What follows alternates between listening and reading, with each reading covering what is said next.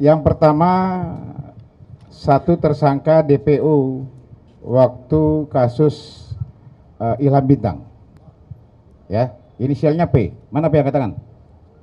Ini P. Ini adalah DPO untuk Ilham Bintang.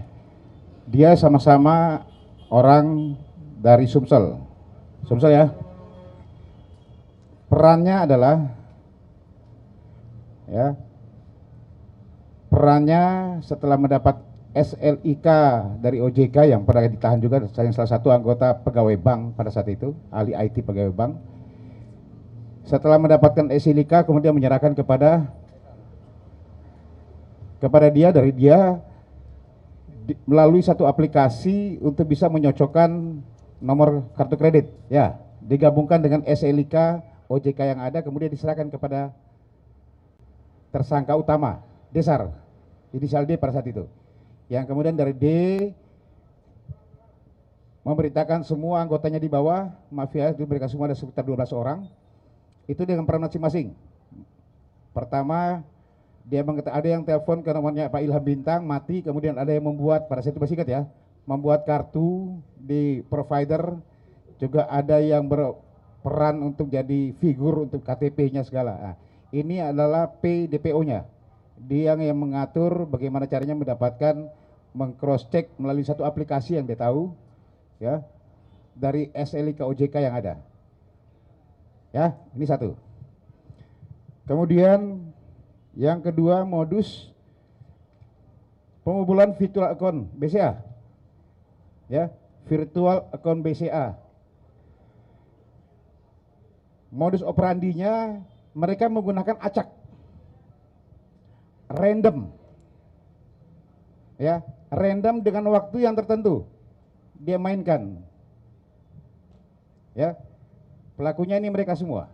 Ada 3 F, G sama HB yang mana? Katakan. F, G, HB-nya mana? Oke. Ya, ini yang membobol BCA. Dia gunakan random, misalnya untuk mengisi OPPO. Kapan dia gunakan random itu? Pada saat upgrade sistem yang ada di BCA. Upgrade sistem.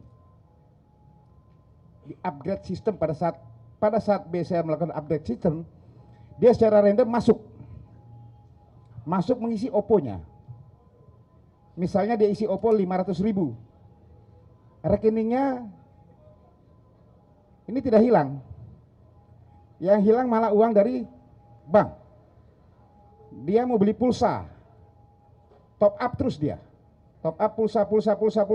Makanya kalau dibilang kenapa sampai 22 miliar, ya, dia top up, dikali lipat terus bisa. Kapan dia randomnya? Dia nyari. Mereka dijago-jago semuanya. Nyari. Top up, naik. Setelah itu mereka punya kaki tangan. Kita mesti lakukan pengejaran. Diuangkan. Kalau yang OVO bisa balik ke rekeningnya lagi. Bisa balik ke rekening lagi kan? Ya. Ya, jelas ya? Yang BCA. Kalau yang kredit card, tadi disampaikan oleh Pak Kapolda, 7 tersangka. Ya. Kredit card. Ini juga sama, permainannya sama. Ini mereka semua ini satu kampung. Dari Tulung Selapan. Kalau kita tahu ada penipuan handphone itu dari daerah Sidrap, Sulawesi Selatan. Kalau ini ahlinya di mafia perbankan. Mereka semua ini. Mereka main. Kalau diri. Nah, mereka upayakan bagaimana caranya, kalau kita mau tarik lagi sebenarnya sama juga, kembali lagi ke SLIK OJK juga. Mereka dapatkan bagaimana data pribadi seseorang kemudian jadi kartu kredit.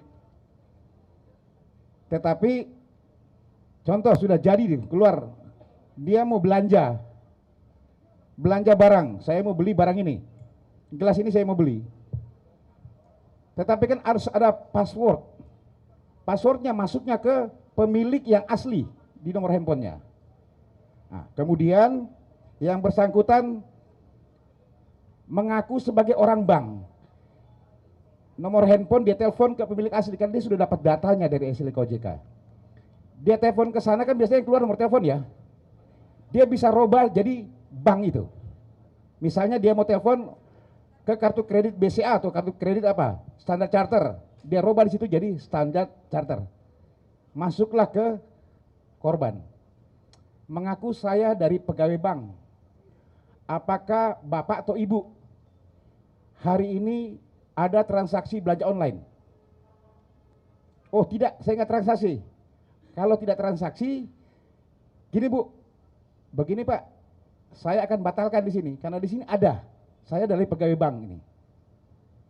Saya batalkan, tolong di SMS Ibu atau Bapak ada yang namanya OTP.